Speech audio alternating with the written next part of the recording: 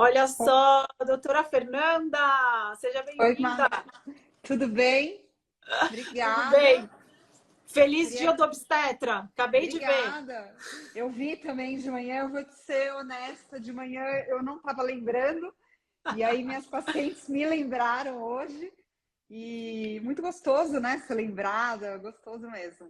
Com certeza. Vamos E começar, vamos comemorar o seu dia falando sobre um assunto que você domina bastante, né, Fê? Conta pra gente. Pessoal, eu tô chamando ela de Fê. Vou contar para vocês enquanto as pessoas chegam para participar da nossa live. Eu chamo a doutora Fernanda de Fê porque que a conheço a gente doutora conhece há um Fernanda. tempo.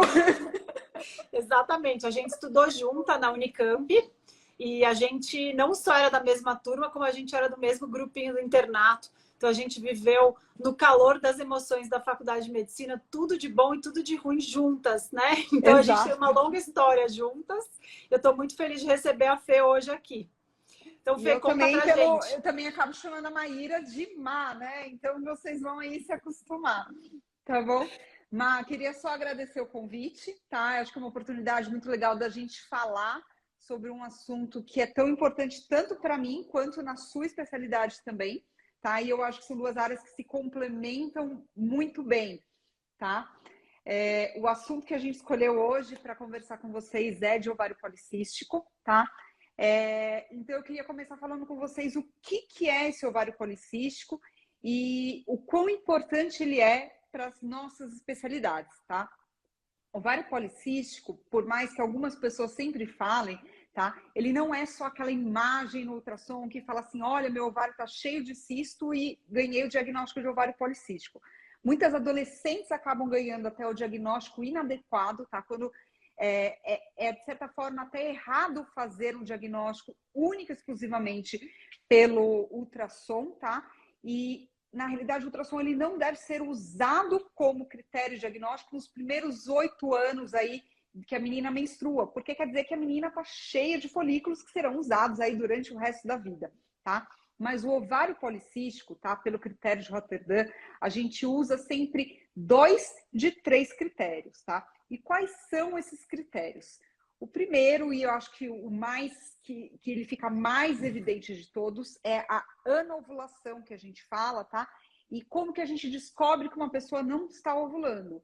Pela irregularidade menstrual, tá? Então é uma menina que vai lá, menstrua agora, tem um sangramento que muitas vezes nem é a menstruação, demora aí 60 dias para menstruar de novo, no mês seguinte ela menstrua em 28 dias e de repente passa 90 dias sem menstruar, tá? Então isso é um critério muito claro que a pessoa não está ovulando, tá? Quando a gente ovula, a gente menstrua 14 dias depois, tá?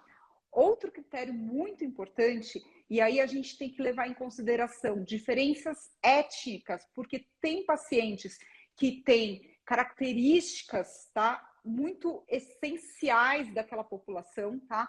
Então eu vou ter pacientes que têm pelagem no braço mais evidente, pelos mais evidentes do que outras pacientes, tá? Acne às vezes mais evidente, e é o hiperandrogenismo. O que isso quer dizer? Quer dizer que eu tenho testosterona aumentada e eu posso ter isso clinicamente sem ter hormônio alterado, tá? Então eu tenho alguns sinais de hiperandrogenismo que são, tá? Então, aumento de pelos em lugares que não são muito característicos de mulheres, né? Isso, então conta pra gente esses lugares, porque para o público entender do que Entender a gente que está não falando é. dos critérios. Sim.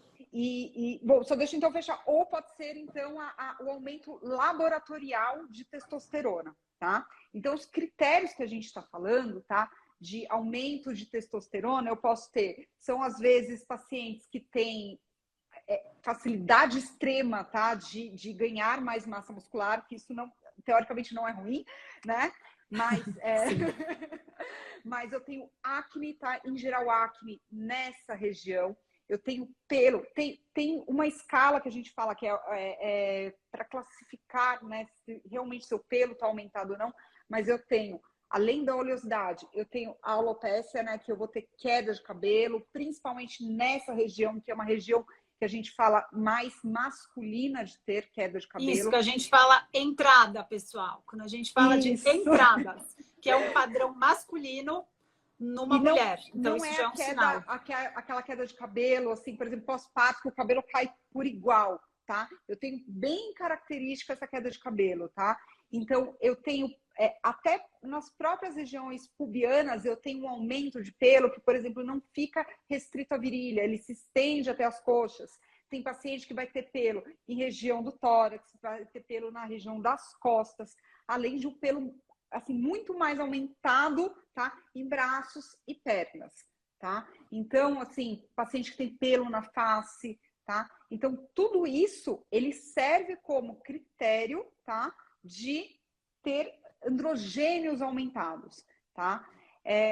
Acne, é claro que quando você está entrando aí na fase da adolescência, ela é muito mais comum, mas eventualmente a persistência da acne, e principalmente nesses lugares bem definidos, que não são tão comuns, tá?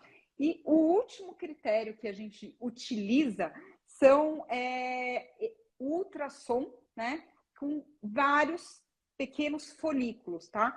Então, se eu olhar um ovário, ele tem um volume já definido, maior que o normal, que são 10, né, centímetros cúbicos, ou mais de 20 folículos ali que a gente consiga ver no ovário, tirando aquele caso que eu falei das meninas nos primeiros 8 anos após menstruação, tá? Ele entra também como um dos critérios, tá?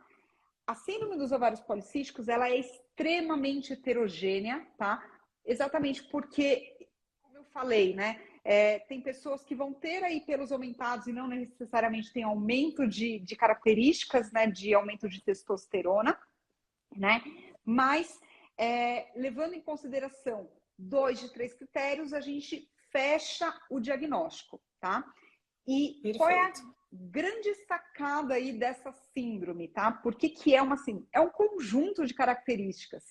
E esse conjunto de características, gente, ele não vem só com os critérios diagnósticos, tá?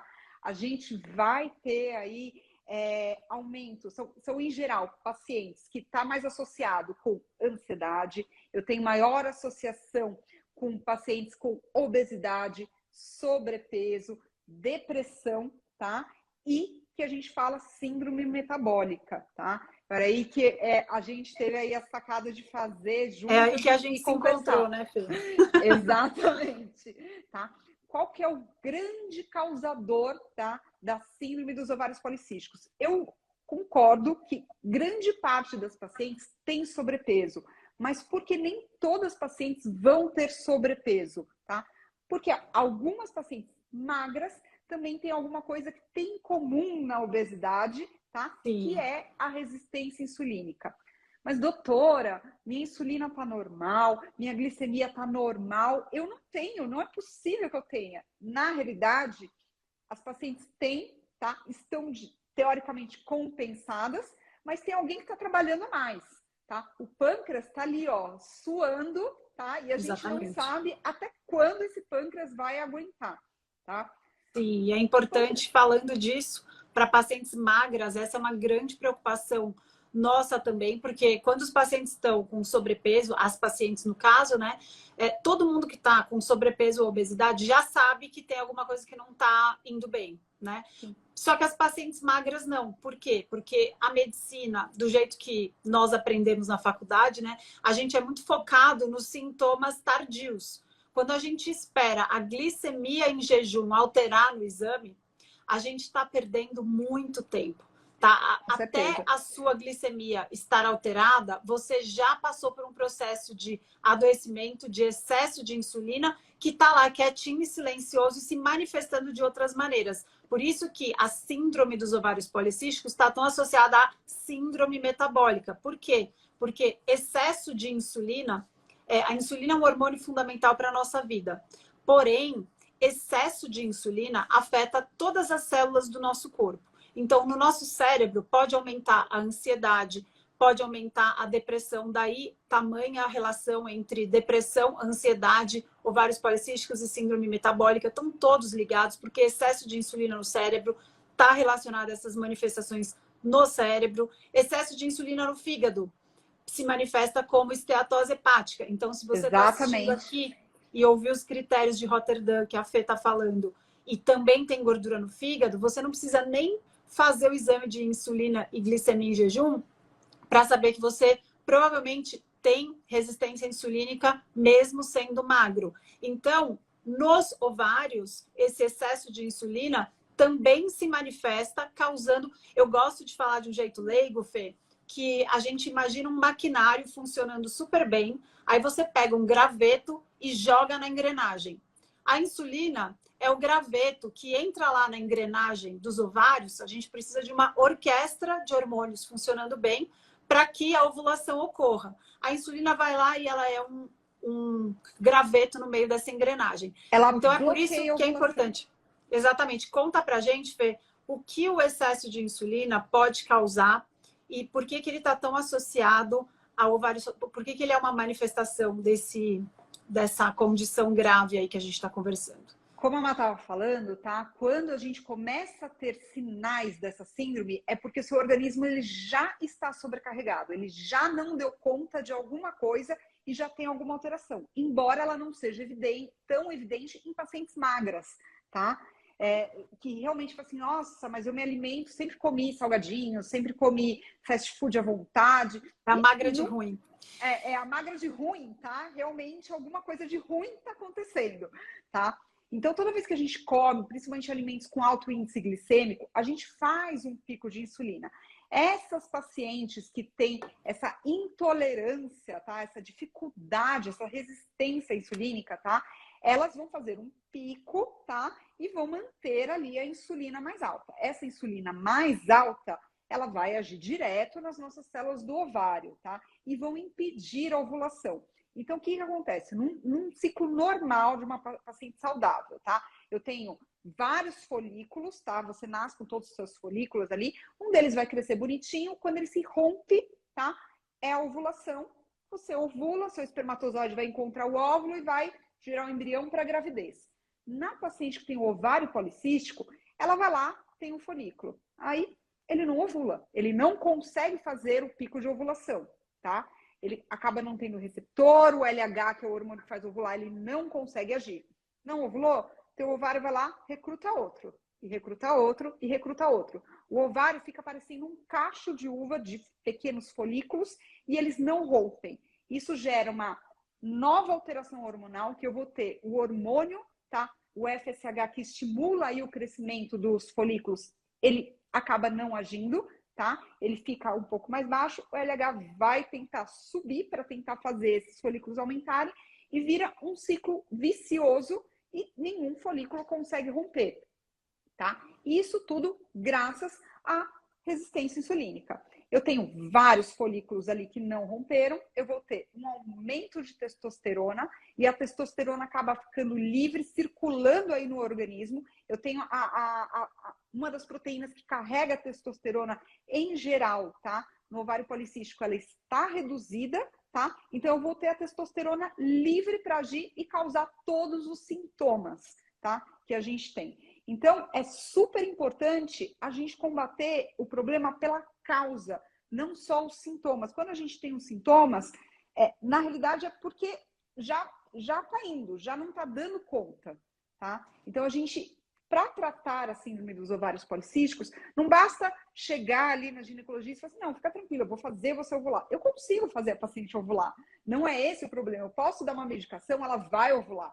Tá? Eu dou hormônio, eu dou uma outra medicação, eu reduzo ali. E muitas vezes as medicações são importantes. Mas na minha visão, as medicações, na grande maioria das pacientes com ovário policístico, tá? Elas são temporárias. Para a gente quebrar ali, tirar, por exemplo, tirar o graveto para fazer a engrenagem voltar, tirar aquela resistência inicial, mas a gente tem que tratar a causa. Né? Perfeito, Fê. As pessoas estão perguntando aqui como que a gente faz para rastrear esse diagnóstico. Então, falando aqui de um jeito simples, alguns exames que você vai ter que fazer e você vai buscar a ajuda do seu médico, tá, pessoal? Porque a gente está fazendo essa live, qual que é o objetivo dela? A gente quer falar sobre essa síndrome porque ela é uma das principais causas de infertilidade na mulher, né? E pensando aqui que, por exemplo, os dados dos Estados Unidos, mais de 80% da população norte-americana está resistente à insulina.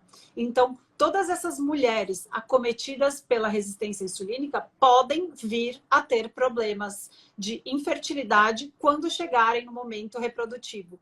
Tá? Então, assim, o que a gente está falando aqui é super importante, porque quem ainda não está no período reprodutivo, mas se identifica com esses sinais e sintomas, precisa buscar ajuda e precisa não só tratar a causa, como também resolver os sintomas, né? E é para isso que os médicos estão aqui. Então, a Fê vai falar para a gente um pouquinho dos exames laboratoriais que a gente precisa fazer. Pode falar, Fê, dos hormônios que você pede para dosar, e depois eu vou falar um pouquinho de alguns exames específicos para resistência insulínica que vocês podem fazer também. Os principais exames que a gente pede, tá? A gente pede um ultrassom e às vezes até ressonância de fígado, tá? Para a gente ver se tem realmente esteatose hepática. O ultrassom nem sempre ele é o mais adequado, tá? Porque ele às vezes está em estágio muito inicial, a gente não consegue visualizar, tá? A gente pede glicemia de jejum, a gente pede hemoglobina glicada. Eu preciso avaliar como está a testosterona, tá? E não só testosterona total, a gente pede a testosterona livre e os seus derivados e os exames de ciclo menstrual, tá? Então a gente vai pedir o FSH, o LH, porque lembra que eu expliquei, ele tem um desbalanço, que os folículos não conseguem ser liberados, tá? Além disso, o exame físico, como está o pelo, se tem a queda de cabelo, as entradas, né? Tudo isso que a gente falou é super importante, tá? E aí a gente acaba avaliando. Se a gente não fecha, tá, o diagnóstico com esses dois critérios, né, que a gente falou, né, que é principalmente a testosterona, a resistência, né, à insulina, a gente pede o ultrassom. Lembrando que o ultrassom não deve ser usado nos 8 primeiros anos. Mas uma característica muito comum das pacientes, tá, com ovário policístico, é essa irregularidade menstrual. O que é um ciclo menstrual normal, tirando ali nos 3 primeiros anos, que ainda está numa fase de adaptação? Um ciclo menstrual normal, a mulher tem que ovular entre 21 e 35 dias. Se a mulher está ovulando a cada 40, 42 dias, por mais que seja um ciclo regular, tem alguma coisa de estranha. Tá? É um ciclo muito longo que o folículo ele precisa de mais suporte aí para conseguir ovular. Então a gente precisa de uma ajuda. Tá? Dicas práticas, Fê. Você recomenda algum aplicativo para calcular o ciclo? Para contar o ciclo?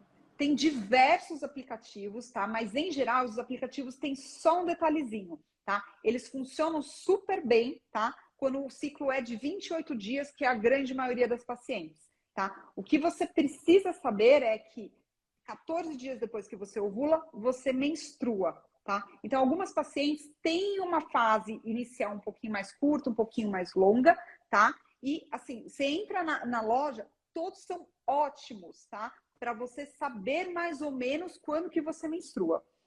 E ajuda bastante chegar na consulta já com os seus últimos ciclos calculadinhos, né? Pelo menos os 3 últimos, tá? Porque parece que não, mas muita gente, assim, quando foi sua menstruação, não faz ideia, tá?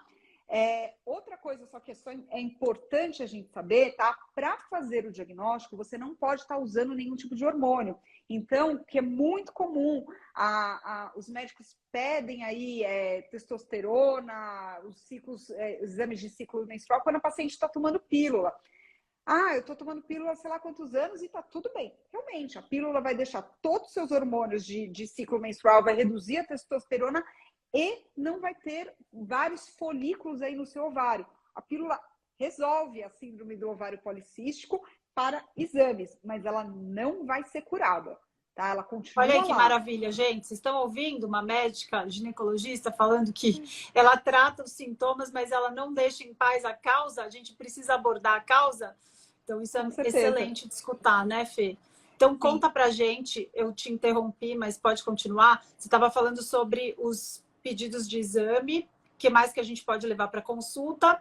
Se a paciente estiver usando pílula há bastante tempo, esses exames não vão ser, não vão fechar diagnóstico justamente porque você está manipulando os hormônios através da pílula, exatamente, né? Tá? Então, para a gente coletar os exames e até para fazer os exames, tá? O ideal é que a gente tenha aí pelo menos 3 meses sem anticoncepcional. Uma pergunta que todo mundo me faz, tá? Ah, eu tenho um antimileriano alto. Eu tenho ovário policístico? Não, tá? O antimileriano, que é um hormônio para predizer a reserva de folículos que a gente tem, tá? É realmente muito comum uma paciente que tem antimileriano alto ter muitos folículos e, eventualmente, ter ovário policístico, mas ele não entra no critério diagnóstico, tá? O critério diagnóstico são os exames laboratoriais ou o exame físico, né, com aumento de testosterona, a irregularidade menstrual, tá? E mesmo o desbalanço hormonal aí da menstruação, embora ele seja muito frequente, tá? Ele não entra no critério diagnóstico, tá bom? Tá, Então a gente perfeito. precisa de um conjunto de sintomas, tá? E por que é tão importante a gente ter um diagnóstico de síndrome de ovário policístico se, por exemplo, eu não quero engravidar, tá? Não tô preocupada com infertilidade, tá? Síndrome dos ovários policísticos, ou seja, a intolerância à ação da insulina, tá? Essa resistência, tá? A gente tem maior chance, tá? Pode dobrar ou aumentar em até 6 vezes. Risco de câncer de endométrio, ele continua sendo baixo, tá? Mas é super importante a gente observar isso com mais atenção, tá? Sim. Além de aumentar síndrome metabólica, tá? Então, a gente tem que tomar bastante cuidado nesse sentido. E para as pacientes que querem engravidar, tá? Qual é a grande questão? Eu aumento a chance de diabetes gestacional e aumento a chance de ter hipertensão na gestação. Tá? E o risco de aborto também, né? Abortamento aumenta Sim, muito com a muito com síndrome. síndrome de ovário policístico. E outra coisa que, assim, poucas pessoas falam, se você está gestante, tá? Com uma insulina aumentada, você tem aí o maior risco, além da diabetes gestacional, tem a questão da epigenética agindo sobre aquele feto, tá? Então, Perfeito. muita chance daquela criança desenvolver, quando crescer, tá? Diabetes tipo 2, a mesma intolerância, tá? A mesma resistência insulínica, tá? E desenvolver também síndrome dos ovários policísticos, desenvolver obesidade com toda a reação aí inflamatória que a própria obesidade traz. Então, é uma coisa que você não atua só em você, você vai atuar no bebê que não tem nem opção de escolher do que vai se alimentar. Sim. Antes de falar dos exames a mais que a gente pode fazer para resistência insulínica, eu vou só comentar nesse assunto que você falou da epigenética. Pessoal, a gente está pela primeira vez tendo crianças recém-nascidas, né, neonatos, já com obesidade, tá? E aí, isso foi um endocrinologista norte-americano, o Robert Lustig, que ele sempre fala isso. Ele, olha, não tem como você culpar um nenê recém-nascido que a mãe tá dando leite estragado, leite materno, né? Que ele tá comendo chocolate ou que ele tá comendo alguma coisa errada. Então, o que explica esse aumento enorme de recém-nascidos com várias das doenças relacionadas aí, né? Tanto GIG, como é que fala GIG? A sigla GIG? Grande para a idade gestacional. Grande idade gestacional, isso. tá? É um feto Ainda lembro. macroscópico que a gente fala. O bebê macrossômico, exatamente. Então, o impacto dessa hiperinsulinemia da gestante na prole é muito grande e ele que está, inclusive, explicando esse fenômeno das doenças metabólicas que a gente via só em adultos mais velhos, a gente está vendo esse aumento em crianças cada vez mais jovens, né? Então, quando a gente fala de gordura no fígado, de diabetes tipo 2, a gente já está vendo esse tipo de doença que era quase inexistente em crianças, tomar cada vez mais cedo a morbidade, né? A incidência dessas doenças. Tem até e se fosse só o aumento de peso, eu diria que esse seria o menor dos problemas, né? Um bebê gordinho, que lindo. Mas um bebê que nasce acima do peso, que ele foi exposto à insulina durante toda a gestação, tá? Ele tem uma chance muito alta de fazer uma hipoglicemia quando nasce, porque a glicose atravessa a placenta, mas a insulina não. Então, é um bebê que já está acostumado ali a produzir insulina. Na hora que corta a glicose, acabou a glicose e a insulina está ali em cima, tá? A baixa glicemia pelo efeito ali da insulina, tá? É um bebê que vai ter uma viscosidade, tá, no sangue elevada, tá? Então, tem maior chance de fazer aí um evento tromboembólico aí quando nasce, tá? E, além disso, maior chance de malformação cardíaca, maior chance de óbito neonatal precoce, maior chance de óbito dentro intraútero mesmo, dentro da barriga, tá? Durante a gestação. Então, é super importante ter um controle adequado. É claro que a gente falando aí de diabetes gestacional, tá? Não é só a resistência que a gente fala. A placenta também produz um hormônio que nem sempre a gente não consegue aí controlar a produção desse hormônio na gestação, tá? Mas grande parte das pacientes que tem já uma intolerância glicêmica, uma resistência à insulina pré-gestacional, tem maior chance de desenvolver, tá?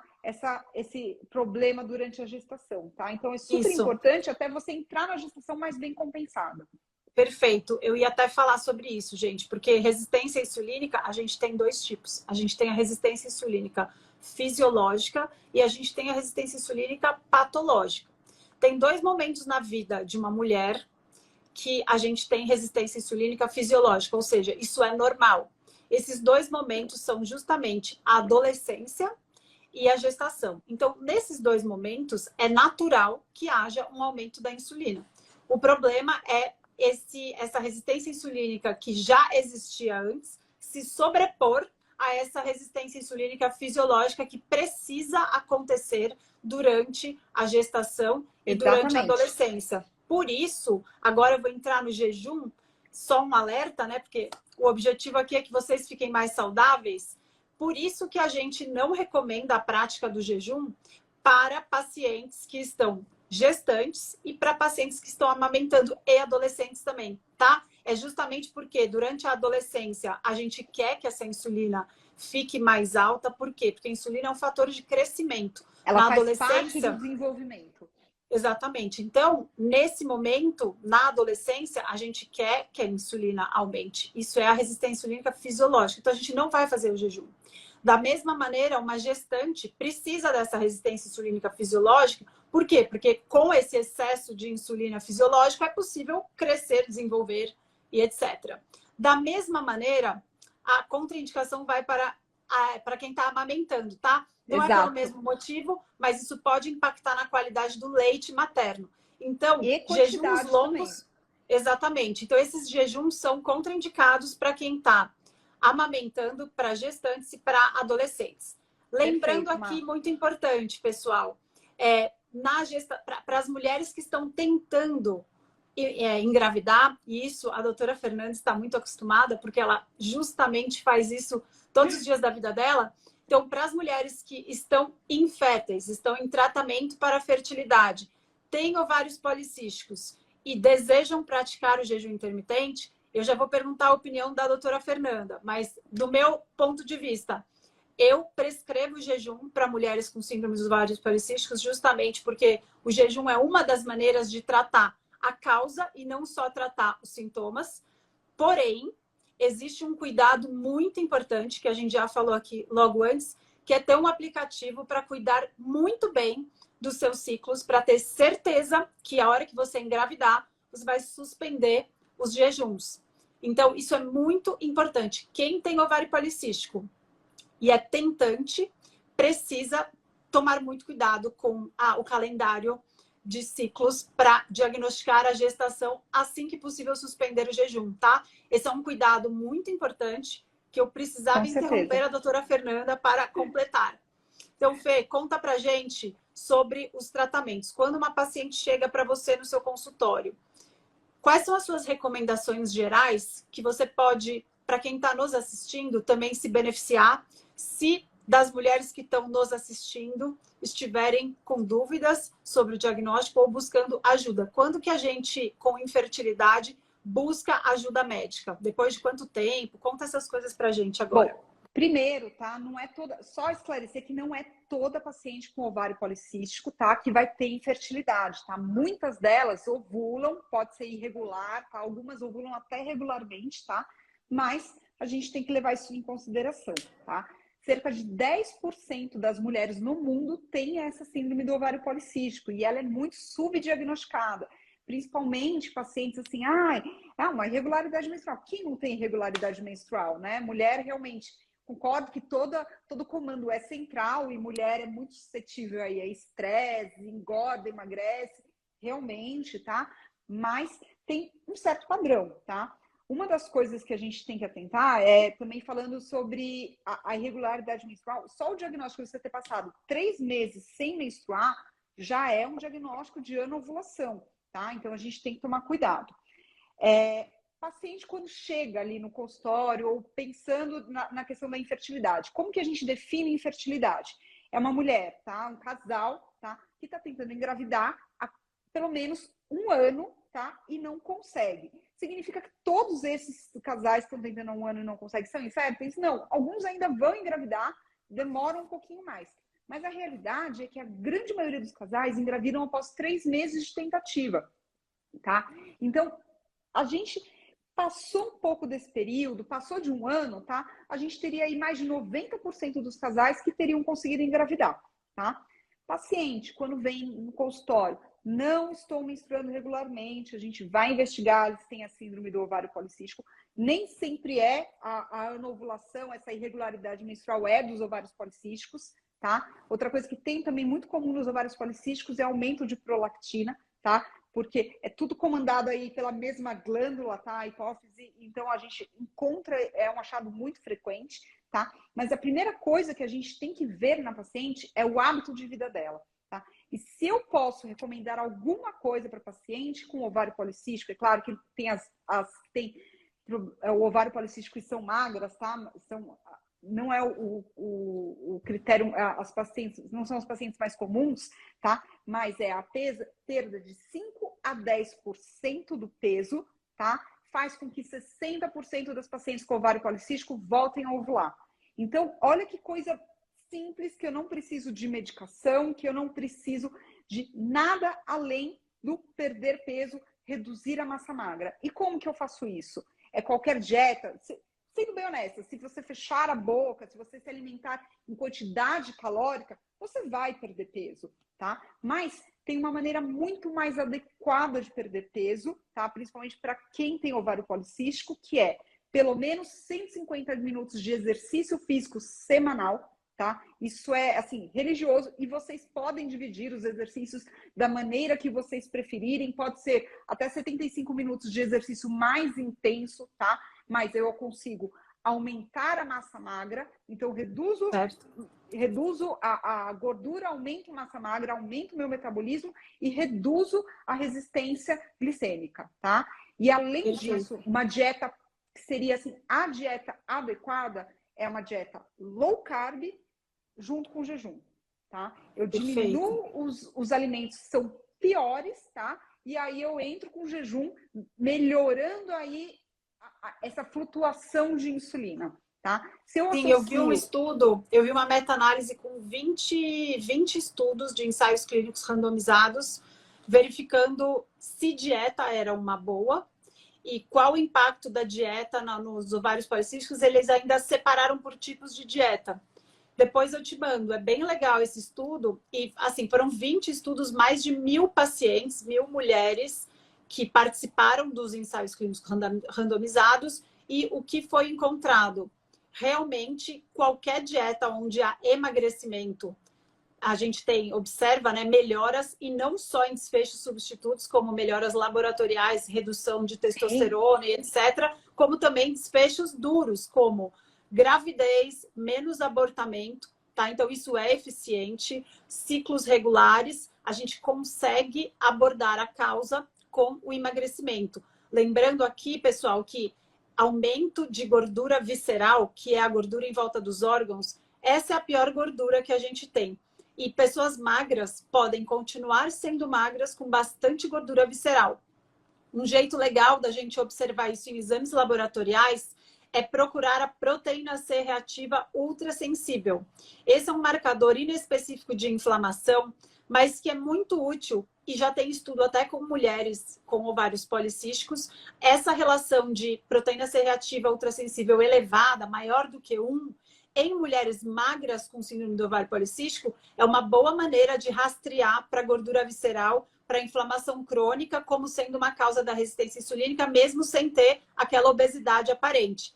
Tá? Então, uma dica para quem tiver possibilidade de pedir para o próprio médico, além dos exames básicos de resistência insulínica, glicemia em jejum, insulina em jejum, para você calcular o ROMA, Sim, verificar o valor dos seus fundamental. triglicérides, verificar o valor dos seus triglicérides, triglicérides sobre HDL, ideal que seja abaixo de 2. Que mais que você pode fazer? Ultrassom de abdômen total, para ver se você tem gordura no fígado.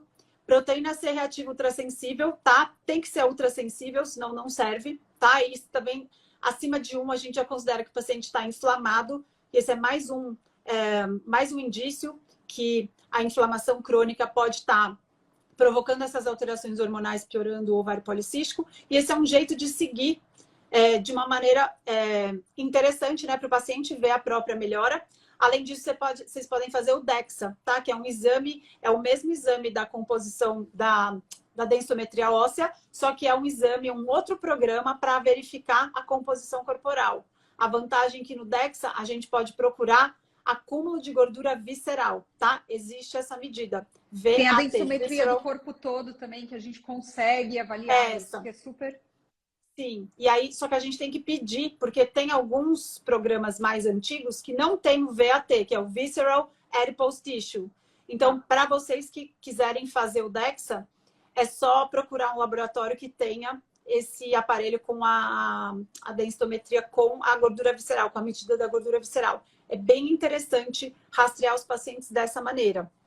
Fê, eu vou ler algumas perguntas que eu recebi várias, tá? Para você responder. Você estava falando de alguma coisa que eu interrompi, porque estavam perguntando aqui embaixo dos exames laboratoriais. Se você lembrar onde você parou, você pode continuar, que eu vou ler aqui a pergunta enquanto isso. Uma das coisas também que eu vi, que na realidade perguntaram também, tá? É da vitamina D, tá? A vitamina D para ovário policístico, tá? É importante, população geral, tá? A gente pede que a vitamina D esteja acima de 20. Para as tentantes, a gente pede vitamina D acima de 30. E ovário policístico é importante que elas estejam acima de 40 e até alguns estudos recomendando acima de 45, tá? Então, realmente, vitamina D, ela tem que estar mais elevada, tá? E é muito benéfica, tá? Para ovário policístico. Perfeito. Acabei de ver aqui uma pergunta que a Camila fez. Ela gostaria que você falasse se existe alguma recomendação específica para quem está fazendo FIV com baixa reserva, se tem alguma dieta ideal para isso, se você tem alguma recomendação específica para isso. FIV com baixa reserva, tá? É um diagnóstico aí um pouco diferente, na realidade é quase que o oposto, tá, do ovário policístico. Se eu tenho ovário policístico, eu não vou ter a baixa reserva, tá? Uma dieta para baixa reserva, tá? A gente fala a dieta mais voltada possível para o Mediterrâneo, tá? E rica em antioxidantes, tá?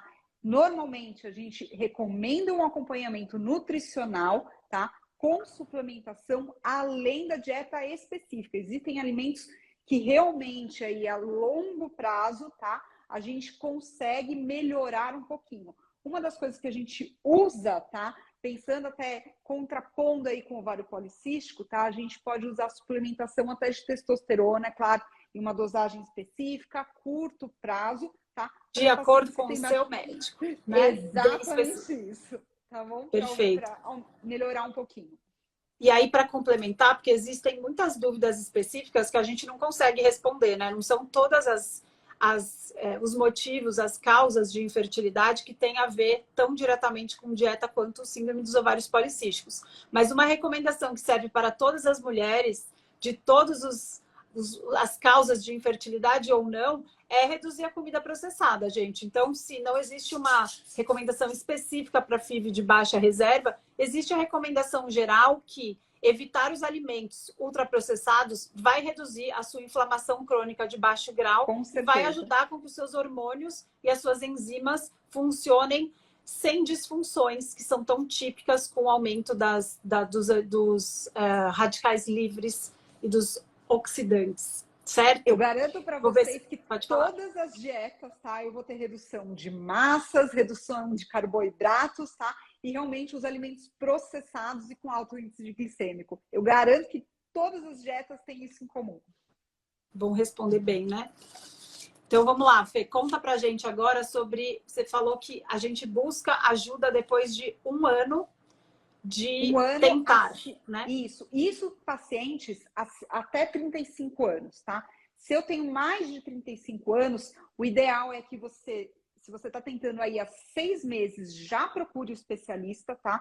E não é qualquer ginecologista, tem que ser um especialista em infertilidade.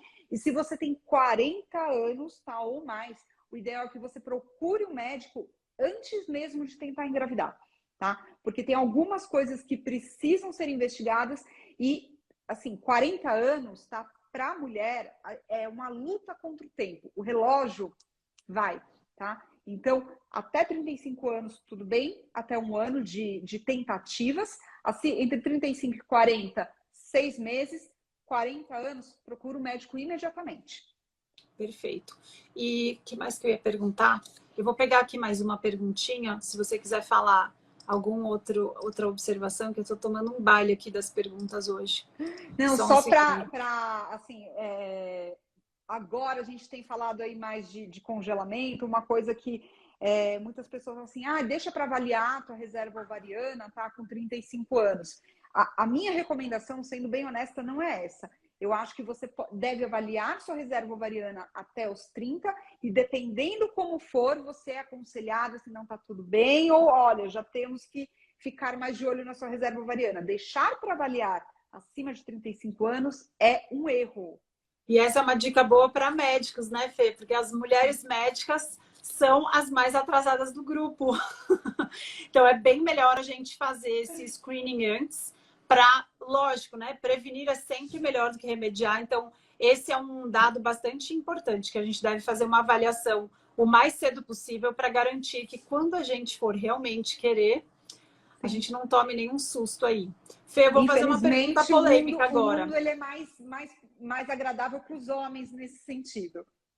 Com certeza. Vou fazer uma pergunta polêmica agora, quero que você me conte, porque você tem essa visão da importância, né, da resistência insulínica, como não só tratar os sintomas, como tratar a causa de base, da importância de uma mulher ter esse diagnóstico para reduzir o risco cardiovascular, para reduzir o risco de diabetes no futuro, etc. Isso é algo que você tem, mas eu queria que você me contasse um pouquinho dos congressos de ginecologia e obstetrícia. O quanto existe o foco na importância de tratar o estilo de vida no tratamento do ovário policístico, se isso é algo que a gente está conversando aqui, mas não faz parte da maioria. Me conta um pouquinho de como é o congresso tradicional de ginecologia e obstetrícia em relação a esse assunto. Eu acho que assim, graças a Deus as coisas estão começando a apontar aí para uma mudança. Mas ainda começando a apontar, tá? Elas ainda não mudaram efetivamente, tá? A gente vê os tratamentos mais antigos e vou abrir aqui com vocês. Eu tenho síndrome dos ovários policísticos e me diagnosticaram aí com 13 anos.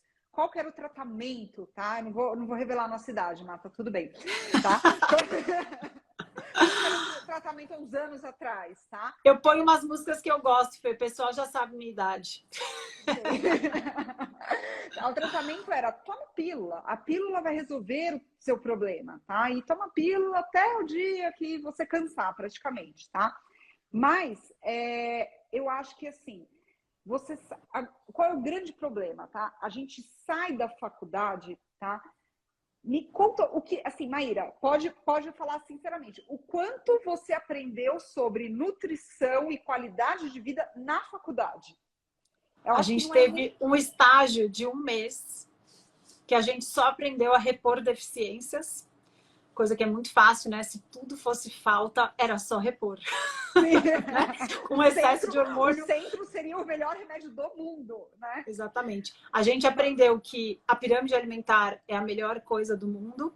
Nem dieta mediterrânea a gente falava muito na época, né? E foi isso, resumido. A pirâmide, a gente hoje em dia sabe que mudou muito. E a gente vê, assim, a geração anterior a gente.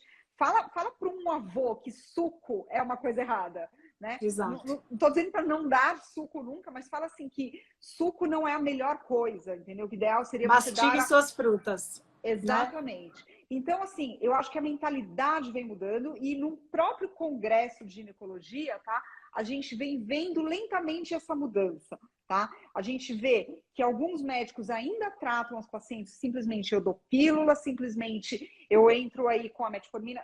novamente, não é errado, tá? E principalmente para quebrar aquela engrenagem travada, muitas vezes a gente tem que usar isso por um tempo determinado, e tem pacientes que são mais resistentes que as outras, tá? E graças a Deus existem as medicações para a gente poder fazer isso, tá? Mas se você não trata a causa, você não resolve o problema, tá? Então, eu acho que assim, esse grande problema que a gente tem vem de uma base, tá, da medicina que não foi focada, tá? E não foi focada assim, não teve esse foco total nem na faculdade, e na residência teve um pouco mais, mas assim, não foi o suficiente, tá? Você tem que ir atrás.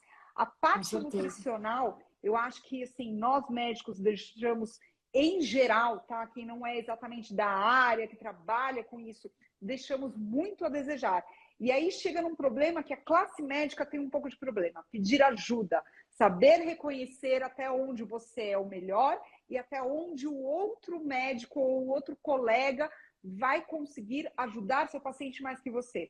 Então, como toda síndrome, tá? Não, ou seja, não é um problema só, tá? Ela é multifatorial, então você precisa de uma equipe multidisciplinar para conseguir o melhor tratamento, tá? Então a gente precisa de ajuda, tá? Saber encaminhar a paciente é a melhor coisa, tá? Você vai ter o melhor de cada profissional, tá? Então, assim, eu tenho certeza que eu não vou conseguir orientar minha paciente na academia da melhor maneira. Eu tenho certeza que um preparador físico, um personal trainer vai conseguir orientar muito melhor do que eu, tá? E realmente eu acho que ajuda de um endocrinologista, ajuda de um médico especializado em nutrição, ajuda de outros profissionais para compor aí o tratamento.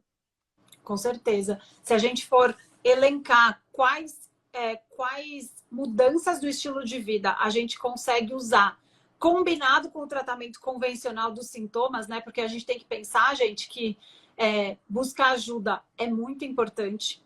Enquanto você trata a causa, você também pode resolver os sintomas, né? Isso é algo que muitos pacientes são resistentes a ajudar, a pedir ajuda mesmo, a querer ajuda dos medicamentos como algo que vai facilitar a sua vida, acelerar os resultados, né? E é muito importante que o nosso enfoque aqui, o nosso papo sobre ovário policístico é o seguinte: a gente precisa tratar os sintomas com certeza, só que a gente não pode perder de vista que a gente também tem uma causa para abordar. Por quê? Porque para uma mulher com síndrome dos ovários policísticos buscar ajuda de um tratamento para fertilidade, muitas delas vão conseguir engravidar. Sim. Só que o problema não está resolvido. Ela resolveu o principal problema dela, que era conseguir engravidar. Só que muita coisa importante pode ficar para trás com o sucesso da gestação. Então, esse assunto é muito importante, porque quando a gente conscientiza uma paciente com ovário policístico sobre o impacto desse diagnóstico na prevenção de problemas futuros, a gente está mudando a vida dela, a cardiovascular, né, o risco cardiovascular dela. A gente reduz a incidência de uma série de doenças relacionadas a excesso de insulina, e a gente também está cuidando de uma mãe para que seja saudável e continue cuidando da prole, daquela gestação que foi tão sofrida e que só com ajuda seguiu em frente. Então, e o sucesso esse tipo de abordagem gestação não é o positivo, gente.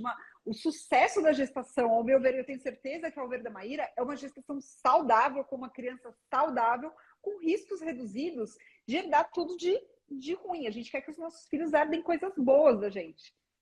Exatamente. Então, esse tipo de abordagem é muito importante, e do ponto de vista prático aqui, do que a gente conversou sobre estilo de vida, eu vou falar um pouquinho de algumas coisas para quem é paciente da doutora Fernanda e está me ouvindo pela primeira vez também, para vocês saberem quanta coisa a gente pode fazer em relação à resistência insulínica, além do tratamento convencional. Então, como a própria Fernanda já falou sobre a importância da atividade física, principalmente exercícios de força, quando a gente aumenta a massa magra, a gente consome mais essa glicose que está sobrando em quem tem resistência insulínica, e quanto mais massa muscular, menor o impacto do excesso de carboidrato que você consome. Não que resolva, né? A gente fala que se você depende de atividade física para manter o seu peso, a sua dieta está errada. Mas os benefícios de ganhar massa magra ajudam muito, inclusive na redução da glicada. A gente tem ensaios clínicos randomizados mostrando isso. Então, atividade física, especificamente de força, é algo muito importante que todas as mulheres conseguem fazer. Com personal, melhor ainda, porque você reduz a chance de lesão e pode ficar mais tempo praticando, tá? Então, assim, atividade física é um pilar super importante que pode transformar a sua... se você tem pré-diabetes, se você tem resistência insulínica, se você já tem diabetes, muito importante a prática de exercício de força, tá? Qualquer atividade física é ótimo. Magra. Sim, mas aumentar a massa magra é fundamental. Exatamente. Pensem, pessoal, que o músculo é o principal buffer. Como é que chama isso em português? Consumidor. Isso, buffer. Exato, é o tampão. É o principal tampão para o excesso de glicose. Então, quanto melhor a sua massa magra, melhor você regula essa glicose pós-prandial. E é por isso que tem impacto na melhora da sua hemoglobina glicada, tá? Então, essa é um enfoque no estilo de vida que realmente tem equivalência a medicamentos. Então, a prática regular de atividade de força, se você puder, é uma ótima estratégia, um ótimo investimento. Outra, é óbvio, é a dieta, né? Restrição de carboidrato. Quanto menos você conseguir, melhor e mais rápido você vai perder peso. Falando aqui de mulheres com resistência insulínica e SOP, tá bom? A perda de peso aumenta conforme a restrição de carboidrato. Então, cetogênica ou carnívora são extremos de restrição de carboidrato. E low carb significa até mais ou menos 120 gramas de carboidrato por dia, já também servem como uma estratégia interessante para reduzir a quantidade de carboidratos, porque quando a gente consome carboidratos, de todos os macronutrientes, ele é o que mais desperta a insulina logo depois que você se alimentou. E reduzir a quantidade de vezes que você come ao longo do dia, associado à quantidade de carboidratos menor em cada refeição, você vai controlar a insulina. E o que a gente está falando aqui é que o SOP é uma manifestação de uma insulina descontroladamente alta que impacta nos hormônios. Muitos picos. Exatamente. Então, essas três estratégias, a terceira sendo o jejum intermitente, são extremamente interessantes, baratas e podem ser extremamente efetivas atuando na causa, enquanto você busca a ajuda do seu médico para tratar os outros sintomas com medicações, com acompanhamento médico, com dosagem de hormônios seriada, com exames ultrassom de acompanhamento, com segurança, tá, pessoal? O que é importante é a gente não perder de vista a importância do estilo de vida numa condição que, assim, 10% da população mundial, né, Fê, que você falou? Exato, tá? Extremamente prevalente. Extremamente prevalente, tá? E a gente tem aí a questão, tá? Que a obesidade só vai aumentando, né? Então, daqui a pouco, eu tenho certeza que vai ser mais prevalente ainda, tá? Porque tá tudo relacionado, tá? Sim, a resistência insulínica nos Estados Unidos, que a gente tem dados, é chocante, pessoal. 1 em cada 3 norte-americanos, 1 em cada 3, gente, tem resistência insulínica. Então, e quando a gente fala disso... quando a gente fala da dieta também, é claro que quando a gente começa a reduzir carboidrato, a gente tem essa noção que no início não é fácil, porque você está com uma insulina muito alta, tá? Os primeiros dias são mais desgastantes, né? Você ainda continua com a insulina muito alta e aí você reduz o carboidrato. Mas a partir do momento que a engrenagem começa a funcionar, as coisas são mais fluidas e com o tempo a própria paciente vai querendo comer menos carboidrato porque vai se sentir saciada com mais facilidade, com os alimentos corretos, vai perceber que comendo alimentos mais proteicos e com a quantidade de gordura correta, com menos carboidrato, ela vai ter menos fome, tá? E vai sentir até o bem-estar do que comendo o carboidrato. O carboidrato vem realmente com aquele bem-estar. Você come uma torta de chocolate, é uma delícia, não vou negar. Tá? Não nego. Páscoa chegando. Páscoa chegando, exato, chocolate sem alta. Mas, tá? O pico de insulina vem depois, tá? Então, assim, não tem jeito, tá? Você mantendo uma regularidade de dieta, você mantendo a alimentação adequada, rica ali em proteína, fazendo jejum, fazendo cetose em alguns casos, você tem a estabilidade da insulina, que é super importante e para de desencadear aquela cadeia que parece uma bola de neve na hora que vai. Exatamente, perfeito. Você mesma já morou nos Estados Unidos, né, Fê? Você sabe como é difícil lidar com aquele monte de comida processada que lá vai a rodo e lá tá sempre umas décadas na nossa frente, né? A gente não tem números tão precisos que nem dos Estados Unidos, por isso que eu uso eles como parâmetro aqui para falar sobre resistência insulínica, mas eu acredito que a população brasileira, ela aumentou, eu não me lembro exatamente agora, mas de 2020 para cá, já foi um aumento incrível de obesidade. Então... E alimentos ricos em carboidrato, tá? São alimentos, em geral, mais baratos, tá? Sim. São alimentos pobres nutricionalmente, tá? Exatamente. São, assim, você tá cansado, você chega cansado do trabalho. O que você vai pegar? Você vai pegar um pãozinho, ele tá ali. Depois do plantão era o eu mereço, né? Licença para comer. Exatamente isso. Qualquer coisa de errado, você quer a recompensa imediata do carboidrato. Então, a gente tem noção disso, que não é uma dieta... digamos, intuitiva, principalmente quando você está estressada. Tá? Precisa de um esforço, tá? Mas é um esforço que vale muito a pena. Você tem uma recompensa na qualidade de vida que não é só aquele imediatismo. Melhora na ansiedade, melhora nos casos de depressão, melhora a inflamação, tá? E você, às vezes, tem até melhora de doença autoimune com jejum. Melhora muita coisa, gente. Sim. Fê, queria te agradecer pelo seu tempo. E eu quero que você conte para as pessoas como que elas conseguem te encontrar. Tenho certeza que eu já vou estar recebendo no meu inbox, já tem lá. Cadê ela? Por onde eu acho? Onde que ela atende? Então, fala um pouquinho para a gente onde você atende, como que as pessoas te encontram, o seu perfil do Instagram. E sim, pessoal, essa live vai ficar salva, vai para o meu canal do YouTube. E a doutora Fernanda, inclusive, vai poder mandar o link da entrevista dela para os pacientes dela em breve. Ainda não vai hoje para o canal, mas quando sair eu aviso. Com certeza. Bom, Má, eu agradeço também, tá, pelo convite. Eu acho que foi uma discussão muito enriquecedora, tá? Tanto para, acredito, para suas pacientes como para os meus pacientes também, tá? Eu, apesar de ter feito faculdade com a Má, a gente ter sido da mesma panela, a gente trabalha em cidades diferentes, tá? Mas atendo também consulta por telemedicina, tá? Eu tenho consultório em São Paulo, tá? Que é aqui na região dos Jardins. O link para marcar consulta tem no meu Instagram, que é @doutora_fernanda_ginecologista, tá? E também a parte de infertilidade eu trabalho no grupo Huntington, tá? Eu especificamente fico na Huntington, na unidade do Ibirapuera, que é o maior grupo de reprodução humana que a gente tem na América Latina. Então, quem quiser me encontrar, ou entra ali no site da Huntington, ou pelo meu Instagram, tá? Consultório, tá todos os dados ali marcados no Instagram. Perfeito. Fala de novo o seu endereço de Instagram. doutora.fernanda_ginecologista.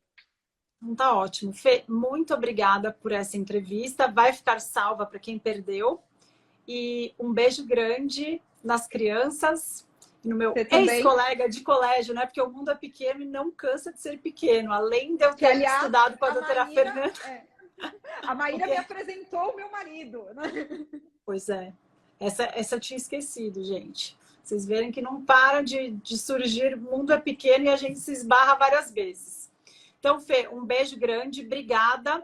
E em breve a gente marca outra live para falar de outros assuntos. Semana que vem teremos Juliana falando sobre queda de cabelo pós-emagrecimento. Assunto interessantíssimo também. Tenho certeza que vai ser uma live enriquecedora em todos os sentidos. E, Má, beijo grande também para vocês, tá? Beijo muito nas crianças, que são umas queridas, tá? Adorei ver os nossos brincando. Beijo, gente. Tchau, tchau. Tchau, tchau.